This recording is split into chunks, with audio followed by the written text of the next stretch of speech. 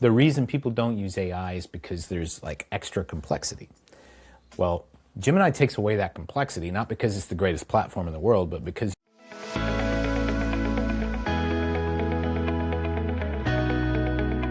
Hey everybody, it's Greg Heilers here with another episode of Jolly SEO's TLDR, and today we are going to dive in, of course, what's top of everyone's mind, AI, but in this case, how we can produce SEO content and execute other SEO tasks with Josh Thomas of VAIQ.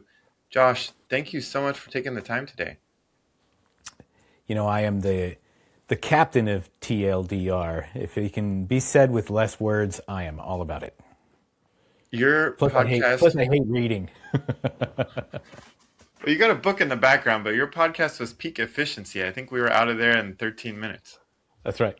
Yeah, that's right. Get to the point. Get out. That's right.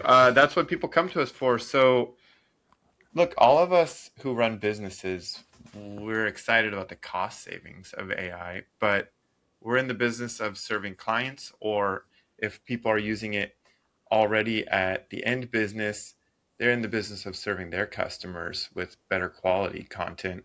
So, my first question for you is, not just the cost savings, but also where's the added value in incorporating AI into our human workflows? So there's a couple of things that AI can do that will kind of boost your productivity as much as 2x or more. There's a study that was done by Forbes that showed a workforce that is properly trained on AI can produce up to 40% more than a workforce who is not properly trained on AI. And so the goal is not to replace humans, because there's too many things that AI cannot do well yet to completely replace them. There's precedent for this. IBM canned 8,000 employees in favor of AI, and they're like, whoops, my bad, and they brought them back. And Klarna did the same thing. They canned thousands of employees trying to automate everything. Whoops, brought them back. My bad. And they literally came back and said, we're committed to a human workforce. And so AI is great as long as you put it in the right place. And the best place to put it is, if you have a human staff, a human team, is to train them up on how they can use it to make themselves more efficient and more effective, which is consequently the same benefit that a VA can provide to an executive by taking some of that kind of lower level manual labor stuff off your plate. And so it's like the VA for the VA, if you will. Yeah, that's. I think you've got the language down a lot better than I've landed on at Jolly, which is to make sure that we're encouraging the team to use AI without threatening them that this is going to replace them, and that's been a tricky one to navigate for people. But you talked about training, and that's one of my questions for you as well. Is, are we investing in the VA to teach them how to use AI or how to build AI agents, or none of that, and we're just looking for people with expertise already in using or building? I used to be a teacher.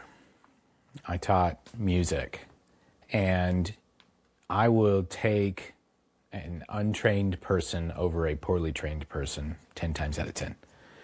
And so unless they're a savant, I would rather take a beginner, because at least the beginner is just going to follow whatever my processes are, and they're not going to learn bad habits, or at least they're going to learn my bad habits.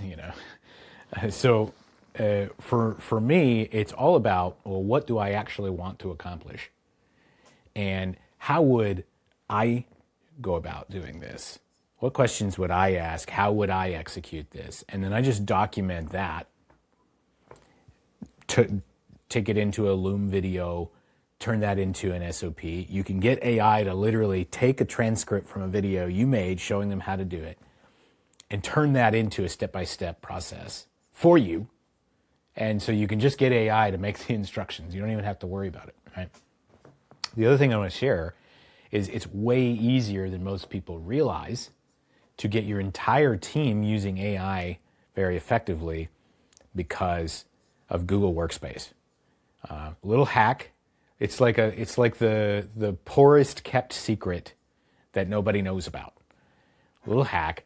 90% of small businesses are using Google Workspace for their email. If you have Google Drive, if you have a branded email address, you probably have Workspace. What you may not know is with that Workspace account, everybody who has an email on your Workspace has access to Gemini Pro. And the Gemini like 3 or whatever it is, Nano Banana, Notebook LM, you have pro level access to that by default. I didn't know that. I have like 10 people on my team. We all use Workspace. I had no idea until somebody pointed it out. I'm like, holy crap, I've had it this whole time.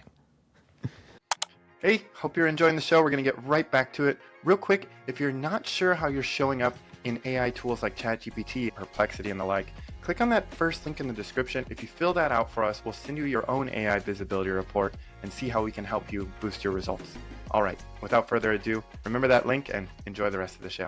Yeah, I've been asking the team, should we start paying for Nano Banana? So actually, we already are.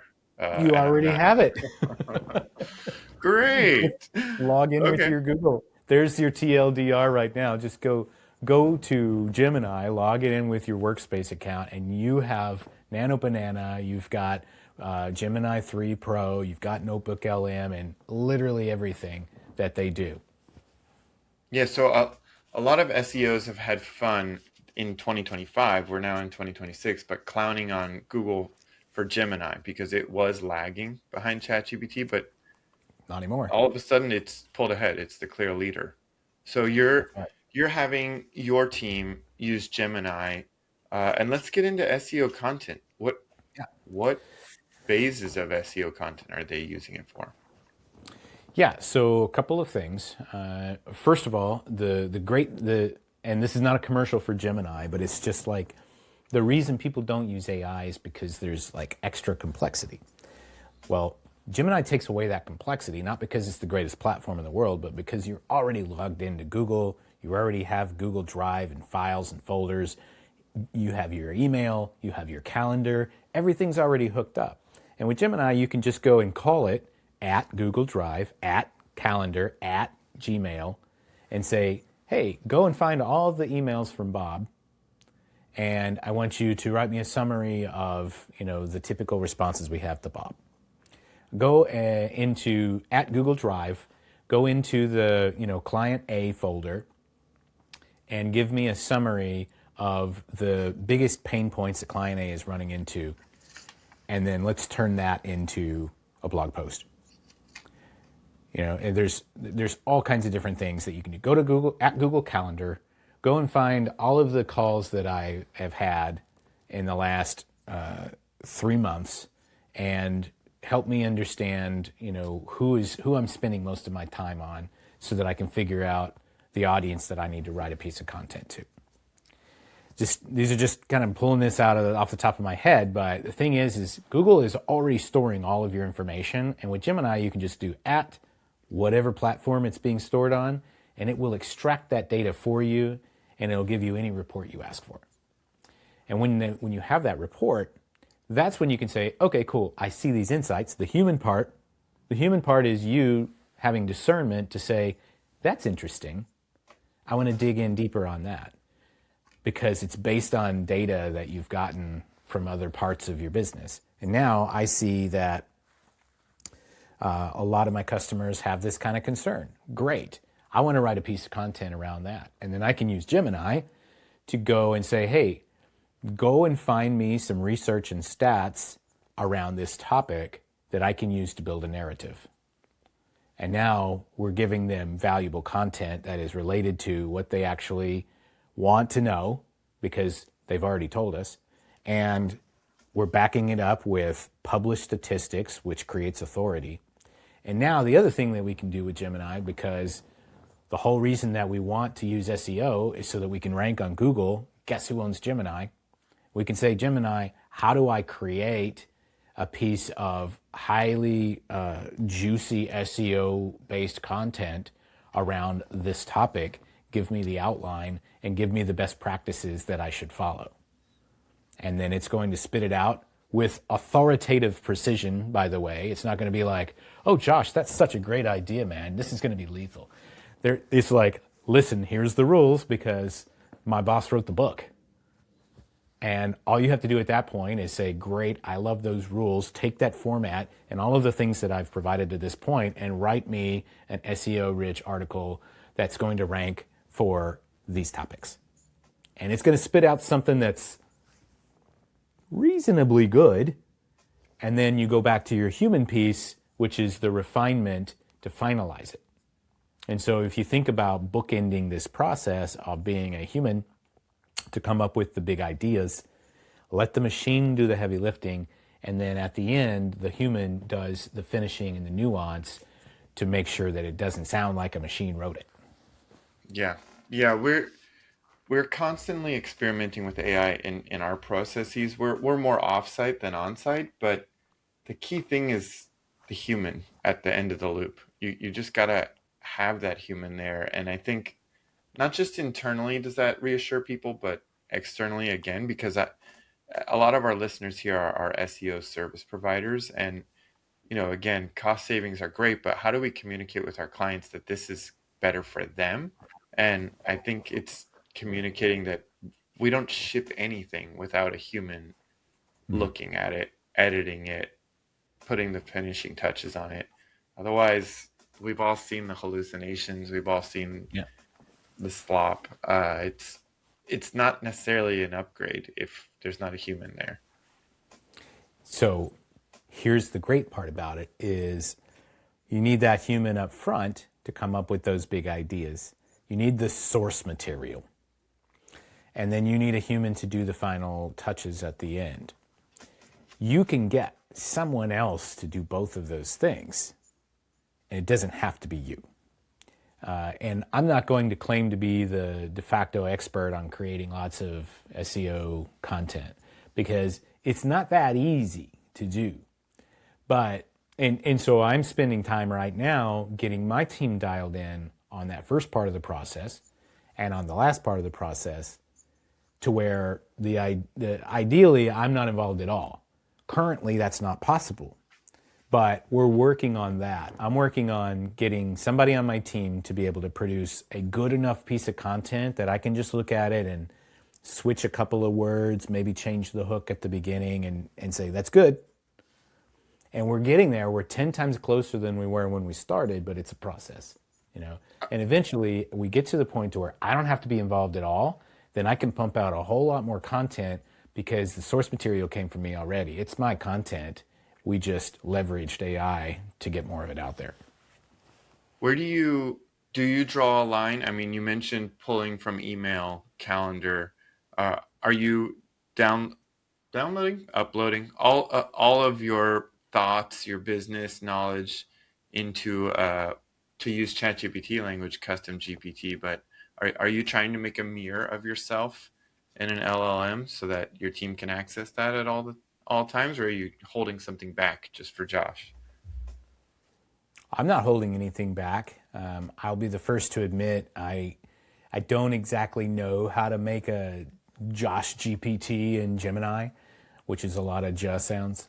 But the thing that I know is that what's different with Gemini is if I wanted to create a folder of like here's how Josh talks and just put a bunch of docs in there, that would work.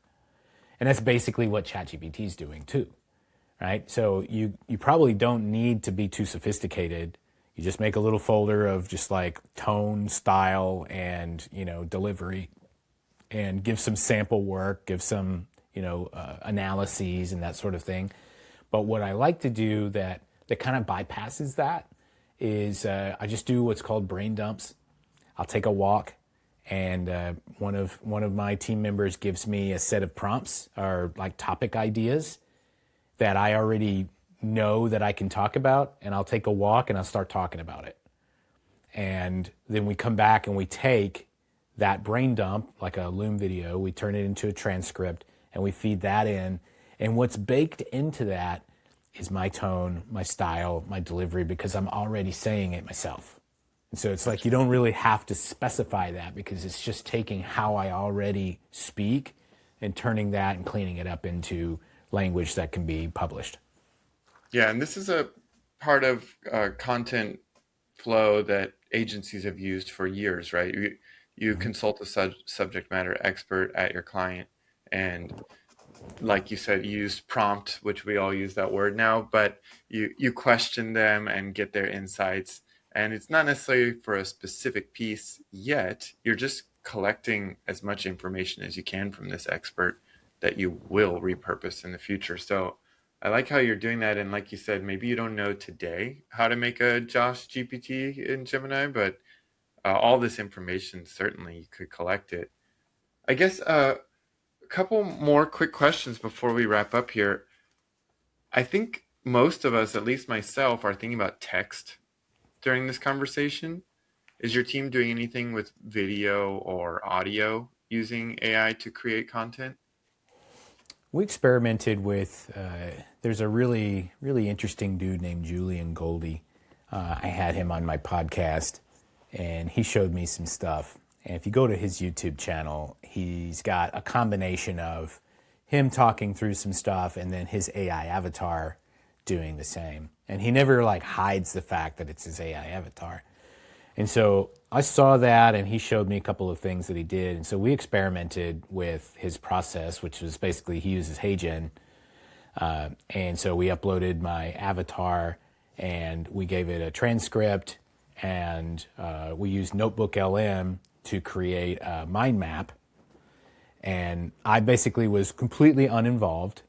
The only involvement from my team was uploading the transcript to HeyGen, getting the recording, and then somebody made the mind map with that same transcript and just basically recorded a screen share of them clicking through to go along with my text.